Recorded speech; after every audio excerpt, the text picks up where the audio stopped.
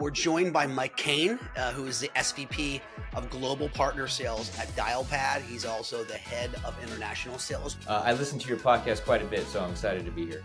Guy's a little bit of a legend in our space. Mike is also, he was a 2024 CRN channel chief, I think for the third consecutive year. What do you think is your superpower? I think probably a lot of sales leaders say this kind of naturally comes with the job, but emotional intelligence. I would argue sometimes for me, almost painfully EQ. You guys today, you call yourself an AI-powered customer communications platform. What does that mean? AI is getting crowded, and I heard one of your guests say how AI has leveled the playing field for a lot of folks in the CX space. But I would say, well, no, I don't think it's leveled it maybe to some degree. But when you actually get into the specifics and you go down into the use case, this is where someone like us, I would argue, would stand out. So since 2017, we've been transcribing every single phone conversation that hits the platform.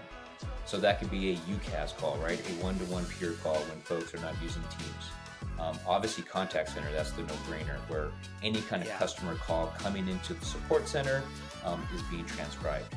Sales calls, which I do for a living. That's how long you've been playing drums? Oh, my whole life since I was a kid. I've always been real into music. Play the drums, play the guitar. I was a music major when it actually started, believe it or not. So always been in music. Every organization has typically one or two of the best sales reps, and they always kind of stand out from the crowd. And what if you're able to take what they are saying in business conversations and then apply that to the rest of the sales force? That would have a major impact, right? Favorite drummer? Oh, Neil Peart. Oh, I think we're going to see consolidation in the tech space. Everybody's been saying that for quite some time. I just think naturally we saw this in all the different trends throughout the years. We talked earlier about SaaS and cloud, and you think about all the consolidation that happened, but I think now you're going to see a lot of consolidation happening. Scott, and I haven't get a chance to talk about you. You're a legend from your days at Evolve IP. No, it's true. Tech has reshaped our reality, redefining how we live, work, and connect. And driving this revolution, real people with bold ideas. Welcome to the Bridgecast, where host Scott Kinka has in-depth discussions with the brightest minds in tech. Together, they tackle the future of work, innovation, entrepreneurship, and navigating the new realities of AI and hybrid work. These conversations will give you the insights and strategies to stay ahead, both in business and life. The Bridgecast is a service of Bridgepoint Technologies. As the nation's leading tech advisory and consulting firm, Bridgepoint is disrupting the way businesses make and manage their technology and customer experience investments. We invite you to experience the better way, the Bridgepoint way. Now, here's your host, Scott Kinka. Hello, friends, and welcome to another episode of the Bridgecast. Truly excited about this one. We're joined by Mike Kane, who is the SVP of Global Partner Sales at Dialpad. He's also the head of international sales. We'll talk about what that means. Mike is also, he was a 2024 CRN channel chief, I think for the third consecutive year. Guy's a little bit of a legend in our space. Mike, welcome to the show. Scott, awesome to be here. Looking forward. I listen to your podcast quite a bit, so I'm excited to be here. Well, thank you for the listen. I appreciate that. Like, listen, 5-star. Appreciate that. That goes for everybody out there in land as well. If you're enjoying this, make sure that you follow us, subscribe, and give us some good commentary on there. It helps us get this content to others. So appreciate that, Mike. Thanks for the shameless plug there. Mike, you've been at Dialpad for 7.5 years, something like that. Do I have that right from my LinkedIn math? Yeah, that's right. Yeah, it's been quite a while. That's uncommon in this space. Why? Tell me why you're still there. Well, it's number one, I love Dialpad. It's been an awesome place to work. The culture is awesome. A lot of people say that, but I think it does start with our founder and CEO, Craig Walker. He started the company. He's been there for 12 years. He's extremely involved in the business, and he's been really supportive of our program. So as folks who run programs, if you have the support of the top and then as well as the executive suite, it just makes your job a lot easier. And then, it's always changing. You can imagine what's happened in 7.5 years, how much the business has changed in 7.5 years. So you never get bored. You're always growing, you're Yeah. always striving. So yeah, that's the main reason, is that you always try and keep growing as a person and as a pro, and that's never changed. So once that happens, then you can always look around. But yeah, it's been really fun. No, I love that. And we'll get into Dialpad in a minute for our listeners who aren't familiar. Um, but let's just finish on you first. So you were at Ping, I think, before that. I was, yeah, Ping Identity. That was an awesome run. We had to exit there, but I ran actually sales teams there, and then pivoted to the channel. Kind of inherited a program and then led that for a year. And identity and access management, as you know, is extremely hot space. And we were pretty early. This was early, so this was I think 2014, when identity Yeah. perimeter was just kind of starting, and identifying who's coming into the perimeter. So that was a lot of fun. I learned a ton, and cybersecurity is about as hot as you can get. Well, you already hit on something that I had scribbled here in my notes about being there early, right? And we don't need to explore, identity and access management. It's just more a macro level topic because you're talking on a day by day basis to our listeners who are IT leaders in their businesses. And I think when you were at Ping, you probably spent as much time explaining the concept of 100%. identity and access management as you did selling that platform versus others. You're nodding, so I'm guessing that right. That's right. Tell me what that's like as you know, a, obviously a super hyper technical sales executive, but talking to IT leaders more around a concept than sort of this well-defined product set that they're looking for a best of breed solution in. Yeah, I found over the years, and we'll go with my background. I started in '97, so right when Yeah, .com and the internet was starting, and so you've seen all the different ways throughout the years, from mobile to cloud to sure. SaaS, etc. And the most recent security, and then now AI. And when you're explaining to a CIO, I always try and go to the use cases, because without understanding the use case and how it impacts their business, a lot of it just starts to get lost, and you get more into the speeds and feeds, and then it gets confusing for the different line of business owners to really understand what you're trying to accomplish for Yeah. them. So yeah, so pretty early on, you always talked about the use case. Believe it or not, back then in 2014, MFA, multi-factor authentication was brand new. We had this thing called the swipe, and that, instead of before like your face or your fingerprint, it was literally a swipe. Yeah. So stuff like that, right? Like so we always got back to the use case. Well, hold on to that concept of use cases because I find that to be one of the most interesting things about the way that Dialpad's going to market. But I want to wrap up on you, and then we'll get to that in a minute. So, um, well-known channel chief, been there for quite a while. Ping before that. Step aside. There's something behind you. There's a drum set or something behind you, right? Is that what I'm looking at? Yeah, the That electric guy. drum set.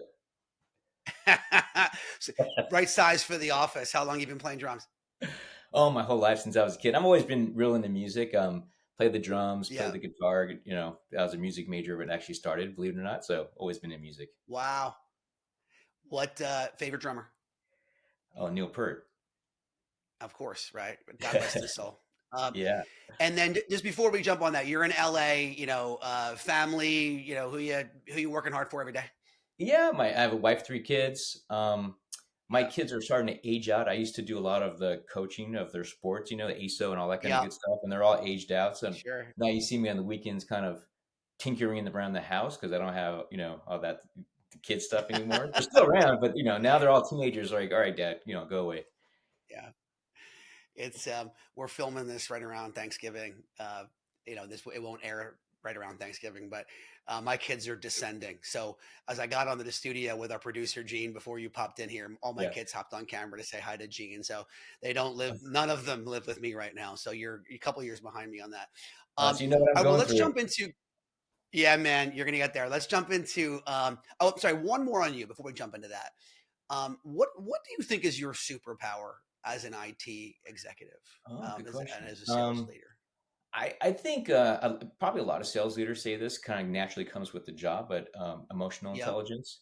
I would argue sometimes Okay. for me, almost painfully EQ, because I understand so Yeah. much the other person. But yeah, that's always been a strength of mine. 'Cause trying to understand the other person and what they're trying to accomplish, and align Yeah. my efforts with theirs, has always been a good trait. I'm so, I have a bunch of stuff behind me on here, but that's one of this little group over here is amongst my favorite business books. This one here is the Emotional Intelligence Quick Book. I'm Oh, totally no with way. you. I got to keep going back and reminding myself, but I love that book, and I certainly love the concept there. So that's awesome. Um, let's talk about Dialpad then quickly. I'm going to ask you the same question, right? I mean, we try, these aren't commercials per se, but obviously everybody who watches the show knows that the people that we bring on work someplace, right? And we generally have a relationship with them. Give me the dial pad story, but just focus on the superpower, if you would, for me. Give me that pitch. Yeah, I think a big piece, if you think about Dialpad, you got to look at the history of the company. So, the company was a spin out of Google. We're in the Google Cloud Dialpad, partnership. And so we're a spin out of Google. Google Ventures was the first VC for Dialpad. Craig Walker, our CEO and founder, who I mentioned earlier, he was the founder of Google Voice. And so when they Okay. built that out, they built it for scale. And when you work at Google, when you launch a product, you literally have to launch it so it can support hundreds of millions from day one. So he learned a lot. I'm telling his story, but he learned a lot. And so when he built Alpad, built it the same way. So you have the same infrastructure Yeah. built on GCP, and it was built for scale, built for international from day one. So that's a big piece of it. Is that if you just look at the scale of it, it was built from the early days to scale at a broad level. And then over years, started first with video conferencing, then UCaaS, then CCaaS, then we acquired an AI company and weave that into the entire platform. And then now, like, so much in the space, it's evolved so much of how AI is truly changing the game, and it's opening up so many different avenues. So we're going to get into it, but that enables us to have different products that a lot of folks don't have, because you're able to leverage that AI data to specific use cases that opens up all kinds of avenues. Hold on that for 1 minute because I think that's probably the meat of what we're going to chat about. Let's just talk quickly about where you guys are succeeding. You're in a, I don't want to say crowded space, because you guys specialize down to the point where it's not crowded, which I think is one of the genius parts about your business. Um, but in general, people are just thinking, hey, communications, right? Like at the end of the day, I bought a bunch of stuff. We started doing meetings online during COVID, like whatever. Let's just make this simple. Um, and look, a lot of our conversations today, if we're being frank, start with a how do we rationalize our investment around Teams and Yeah. simplify, or investment around Zoom and simplify, and things like that. Like how even spinning out of Google, right? With it, led by the guy who started Google Voice, right? You're some in some ways bringing a knife to a gunfight, right? From an R&D Yeah. perspective. you know how do you compete in that space, and what makes you different? Yeah. So Teams is obviously the elephant in the room, is dramatically taking Yeah. share. If you look at, I think Satya just announced on the most recent earnings, I can't quote the exact number of millions of users on Teams using Teams voice or phone. I forget the brand for it, but obviously it's growing.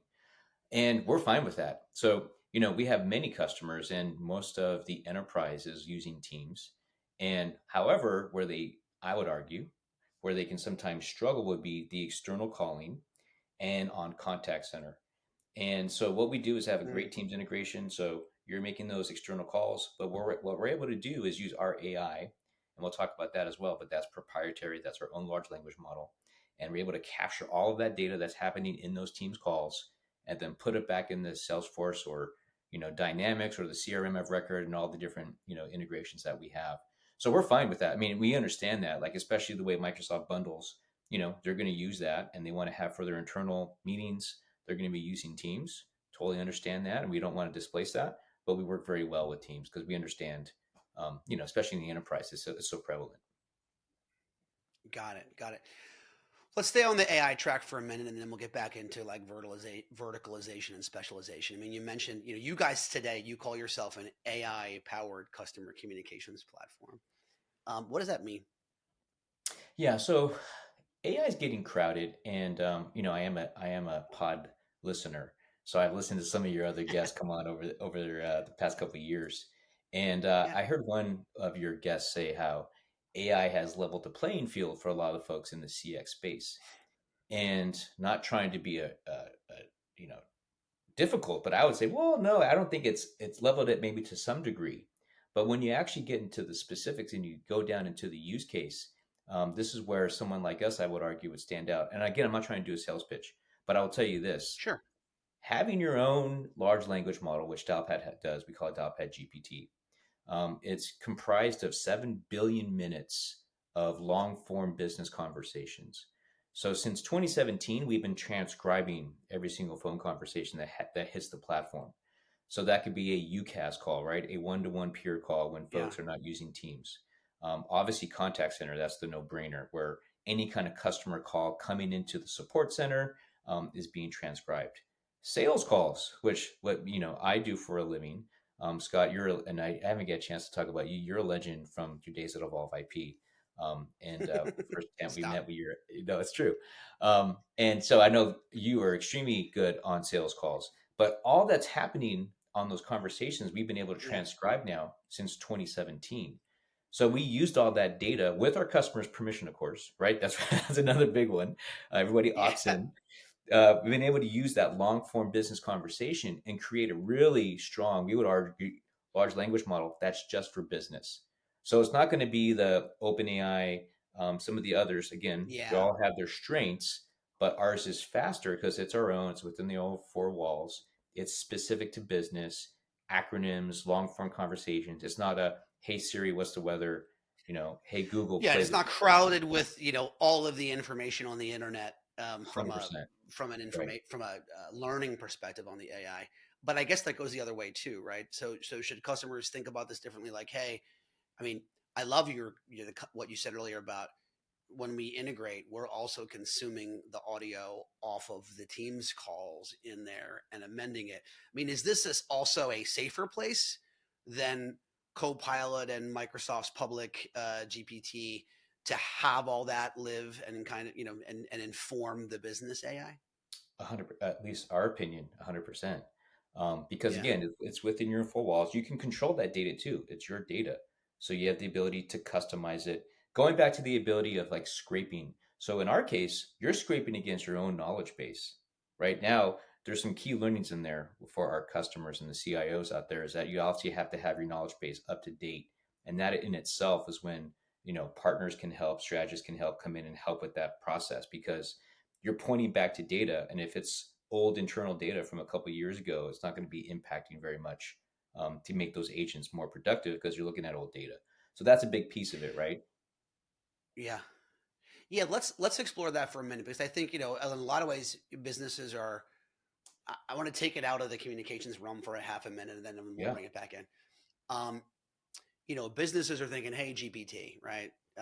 Chat GPT, Copilot, Gemini, whatever it is that they're using.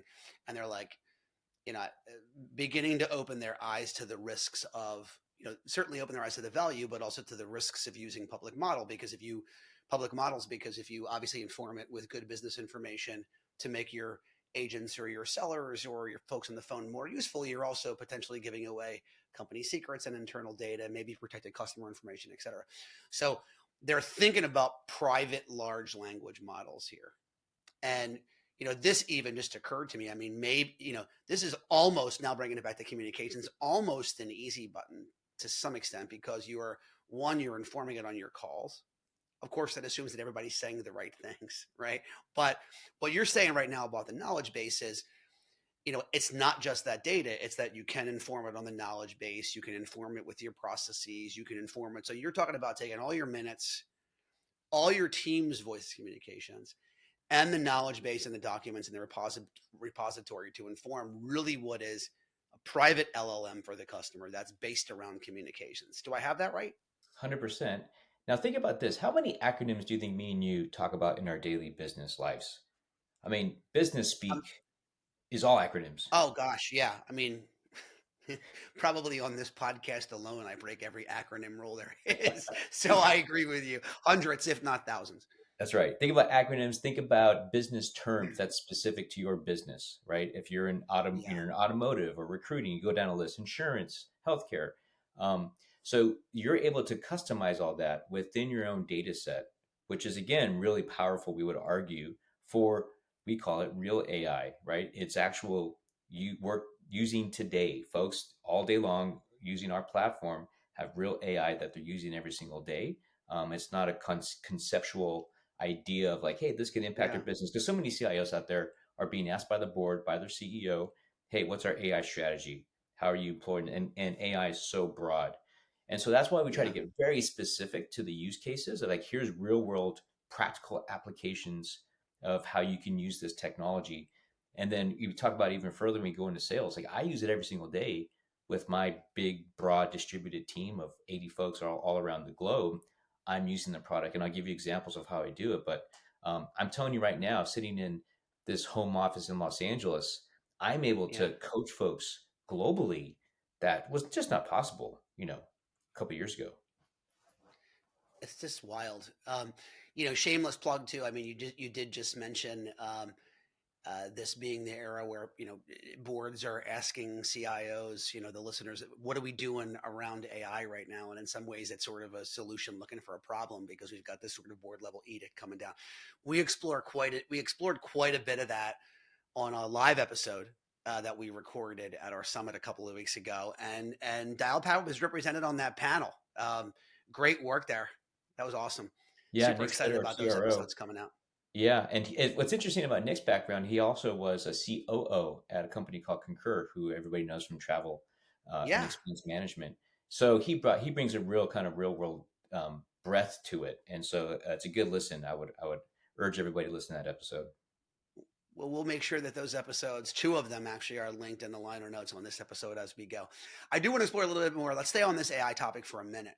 So Yeah. now we're building a private LLM around voice calls, but also informed via knowledge base. Let's talk about sort of the partner. You mentioned the partner help assistance opportunity in there. I mean, how often do you get into scenarios where the customer, hey, they've got all the minutes and they've got all the calls, but they just don't have the processes documented well enough to inform the AI, or the data isn't organized in a place to, do those things kind of get in the way for customers in your mind of really making the best use out of a business focused, AI led communications platform like this?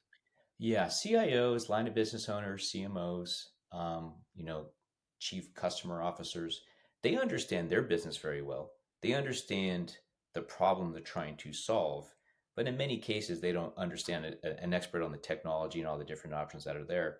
And, we didn't talk about my time before Ping, but for 18 years, I worked for, basically a strategist where I went for many years working with CIOs and understanding their business and then trying to map up the correct technology to solve their business problems. And, Yeah. uh, you know, on the, I lost my train of thought on the AI side where we were going with that. Yeah. Forgive me. No, For, no, no worries. Um, we're talking primarily about use cases. I mean, I was going to be moving oh, yeah, towards sort yeah. of I'm this. sorry. Yeah, go ahead. Yeah. So the Bridgepoint, just to do a shameless plug for Bridgepoint, but you guys have best in class strategists, like legit.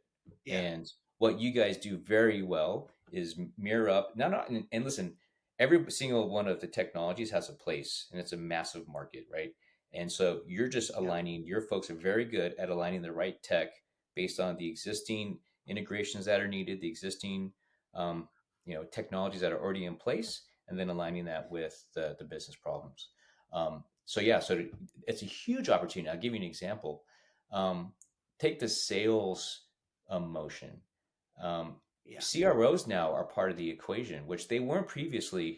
Most partners weren't working too many with, if a Bridgepoint advisor wasn't working too much with a CRO, potentially, but not really as much, right? It yeah, was typically with the CIO. Well, now you're able to go out and align a different sales playbook and put that in place. Now, it's a natural conversation because, like you, Scott, we've been selling our whole lives, and like different sales methodology, medic, go down the list of different Bant, yeah. spiced. You go down the list of different ways of a sales methodology, and you're able to map that up with the CRO to then go show real business outcomes and revenue growth. That's a big deal. Yeah, 100%. I mean, I think I find that the most interesting. You guys sell sort of a couple different products. You've got the communications and collaboration platform. You've got what you call the support platform, which I do find interesting because everybody else is using different contact center or CX. And then you've got your effectively sales cloud. Um, and I know you have a relationship with Salesforce as well, and you do things there. You have integrations, but I find that to be super interesting. To your point about the CRO, I mean, are use cases how you really distinguishing what it is that you guys do from kind of the big monolithic communications platforms like we talked about Teams earlier as an example? Yeah. So, what if you could, copy and paste your best sales rep? Like every Yeah, organization has typically one or two of the best sales reps, and they always kind of stand out from the crowd. And what if you're able to take what they are saying in business conversations and then apply that to the rest of the sales force? That yeah, would have a major impact, right? What we're able to do now is capture on all of those conversations in real time. Keep that in mind as well, right? That's the other big thing. It's not just being yeah, recorded and looked at after. Of course, we do that. But most impactful is that in real time, you're able to capture what that best sales rep said, apply that to a playbook, and then when the other sales reps are on their own conversations, it's reminding them to follow the same adherence of the script, if you will, of what that other rep said previously that we know generates a good outcome. So if they haven't said it yet, it'll pop up a reminder and say, hey, Mike, don't forget to cover this. If an objection yeah. comes up, it'll say Teams, for example, it'll say the AI hears Teams. Hey, Mike, here's how you handle the objection of Teams. And you go down the list. And so where we're seeing a lot of heavy adoption, I would say in specific verticals, is automotive is a big one. So if you think about Yeah. who sells a lot, uh, automotive sales reps are always on the phones. They're always texting. They're always calling. That's been a heavy adoption. You go down the list. Real estate is a big one for us. If you think about a real estate agent, how much of that is on their Yeah. personal cell phone, right? Remax is a big customer of ours. How much of that is on their personal cell phone? Now Remax has all their agents using Dialpad, and they're able to track all those texts that go into the CRM. They're able to track all those phone calls. They're able to apply those playbooks of what you should say, what you shouldn't say, and then it's all searchable. That's the other big thing, Scott, is that you can search it all. So interest rates, go down the list, right? HOA, all So searchable. huge. Yeah, that you can then put into the CRM. Yeah, I mean, I think, getting back, let's tie this back to part of the conversation we had earlier. Like, in some ways, AI in businesses is a solution looking for a problem, right? Because Yeah. the board level edicts and the whole nine yards. And I've heard from CIOs who were like, yeah, well, a lot of what you guys are talking about, you guys meaning on the Bridgecast and Bridgepoint and consultants and advisors, and certainly, the pundits out there, they have a tendency. And in fact, it came up on stage a Yeah. couple of weeks ago. We were talking about is that like we're thinking CX is the path, right? Like the most appropriate place to use AI in a business is in the support organization, and then you talk to CIOs who are like, well, I don't really have a big support organization, right? I just but I'm being asked to go get AI, so now you're like, oh, I got to go do the employee productivity stuff. I'm gonna turn on Copilot and teach, but that's hard to quantify. It's a good use case, but it's hard to quantify. Everybody sells. I mean, that's a really interesting takeaway for me in this episode is that like I've always defaulted back to, oh, all right, well, you don't have this, you don't really do support. Let's think about, employee productivity. And that's certainly valuable. But wow, I loved your comment around copying the best sales rep. That that really seems to be why you guys, at least from a marketing perspective, have broken that out sort of as its own product offering, it seems to me. Really Well, good stuff. Any other comment on that sales channel piece? yeah, well, just to answer your question on support, because it is a great question, and we had a big internal debate about versus a contact center or CX. Um, Okay.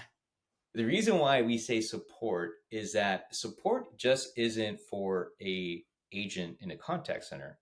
Everybody supports a customer, from the receptionist calling into the receptionist. So we've made it more as the verb of what you were doing. You are supporting your customers. That's your Got point. you. Everybody is selling. You are selling to a customer, right? And it's not just the sales rep. It could be the sales engineer. It could be the CEO. Many various roles. So that was the idea behind it.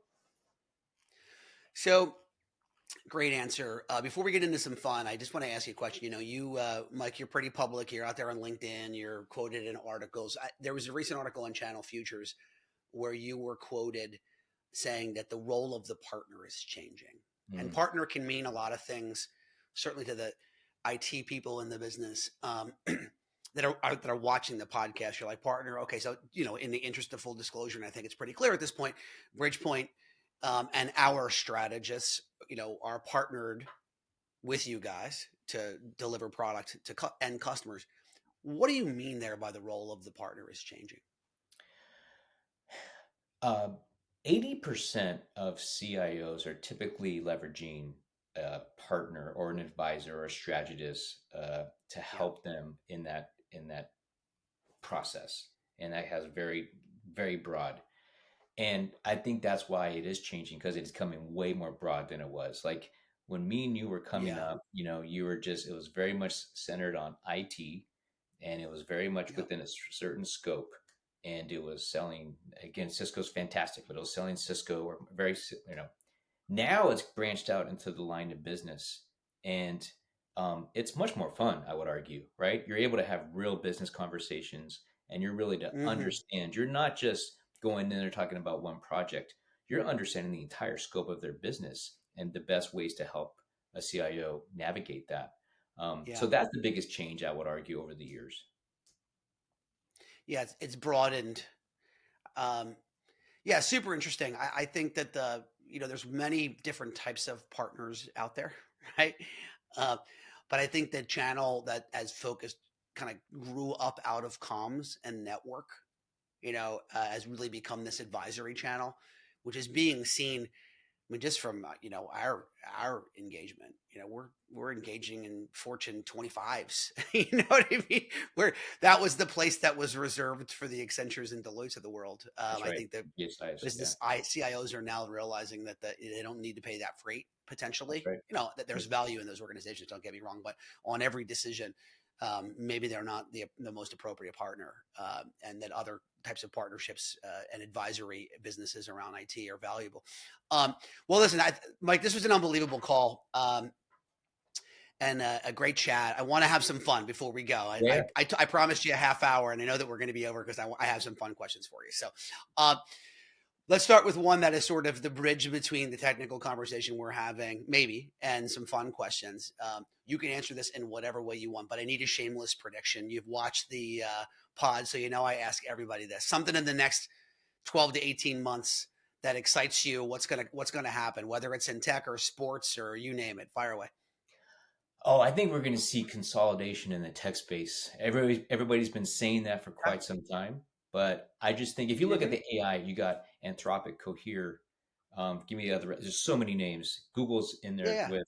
So I think you're going to Gemini. see some. I just think naturally we saw this in all the different trends throughout the years. We talked earlier about SaaS and cloud, and think about all the consolidation that happened. But I think now you're going to see a lot of consolidation happening, Okay, which is going to super be interesting. interesting for And then we're going to everybody. see how that affects AI, which is really That's right. interesting, right? Because these large language models have grown and built their own base and made their own like connections between data. And now you're going to go, do you maintain them separately and just support them with the same technology, or do you start doing this? And then That's seeing right. what happens. Is that going to create more hallucinations? Is that going to create, or do we get an exponential number of connections out of that? It's going to be really, really interesting. Um, all right, another business one. I'm going to pick from one of these. Blah blah blah blah blah. Most recent leadership lesson that you've gotten that you should have known, but you Yeah. really just learned? Yeah, I shouldn't even say this out loud if my boss is watching. Um, That's okay. Hey, man, listen, it's all about, admitting our growth, right? Uh, yeah, I was talking about international sales and how I lead those efforts for the company. And man, there is so many cultural differences in so many of these oh, markets yeah. that you just need to really understand. Our American style, which I'm a shameless American, doesn't Yeah. always translate well in some of the other cultures in the world. You're totally right. Yeah, I've spent quite a bit of time, as you know, we talked about that in our history, doing the same. My that's a great lesson. I was engaged in a boondoggle into Germany from a Netherlands beachhead until I realized that like Germans don't buy from people who aren't in Germany. It's like what did we just do? Just those little cultural things there. Um, You know what I mean? And you can make hay there. Don't get me wrong. But you need to really understand just border by border things are really, really interesting. And then, listen, we're in comms too, particularly in your business, like the regulatory environment, Mm, border to border in throughout the world, and in particular kind of the edges around the EU are just really interesting, to yeah. navigate. So all right, well, that's a good one. I appreciate that. And your honesty there. What are you reading right now, Mike? Is there a book that Oh, we should be yeah. acquainted I with? just finished Frank Slootman, Amp It Up. Have you heard that one? It's a really good one. I haven't. Yeah, it's great. He obviously he was the CEO of Snowflake. He retired, and then he did Data Domain before that, and NetApp, I believe. And it's a Okay. really good book. It's about urgency in everything that you do. Obviously, Amp It Yeah. Up, and it's a really good read. I highly recommend it. Love it. We'll locate that, put that in the liner notes. Gene, our producer, is making a note right now. Two more questions. You've heard this one, I'm sure, because you've watched it, so maybe you've thought of an answer. But the dystopian future descends on us, whichever one you think is going to happen. One app still works on your phone. Which one do you pick? Oh, I haven't heard you ask this one. One app in my Oh shoot, man. I guess you would have to say right now, X, Yep. because it's so crazy and there's so much. I mean, you get anything on there, and I guess that'd be the one Yeah. way to get a feed of real time of what's happening. I guess I would say X. Got it. Has your experience with X changed since it's been X as opposed to Twitter in your mind? Oh, There's a lot of 100%. debate going on right now, whether it's like more open or less. Like, without getting political, has your experience changed?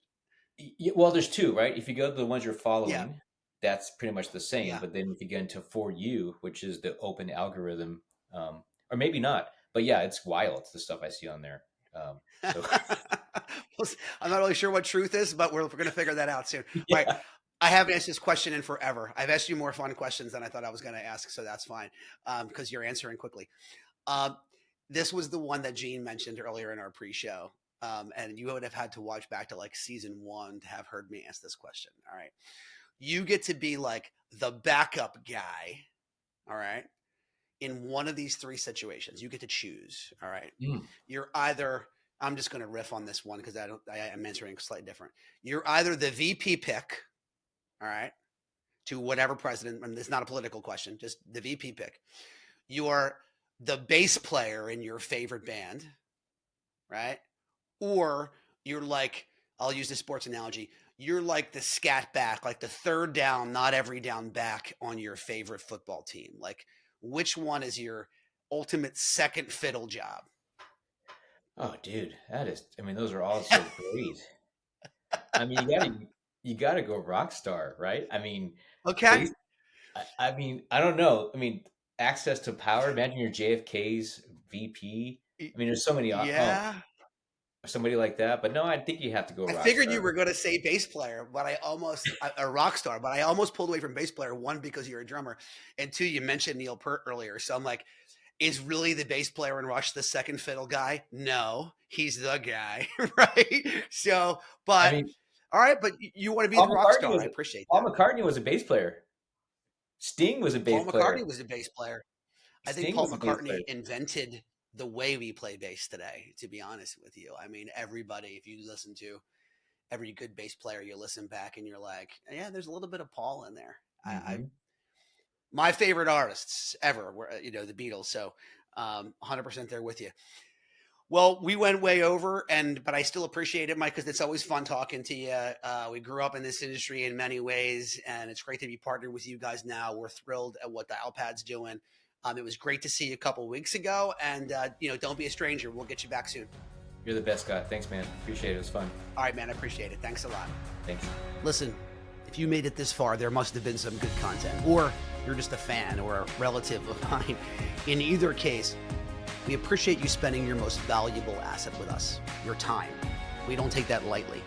We'd also like to say one more time that we're appreciative of Bridgepoint Technologies and their belief and sponsorship of this show. We hope that if you or someone you know is thinking about your company's digital transformation, or simply the next IT project that you may not have the resources, budget, or time to get to, I'm sure that Bridgepoint, one of the country's fastest growing technology advisory and procurement firms, can help. Check out bridgepointtechnologies.com. Don't forget the E on Bridgepoint, or simply reach out to me at Skinka, SKINKA, at bpt3.net. Also take a minute, please, if you would, to give us a 5-star review on your favorite platform. It helps give us the visibility to reach other people like you. Thanks for listening to this episode of The Bridge. I'm Scott Kinka, and until next time, there's a lot of noise out there in business and in life. Do what you can to be the signal. Thanks.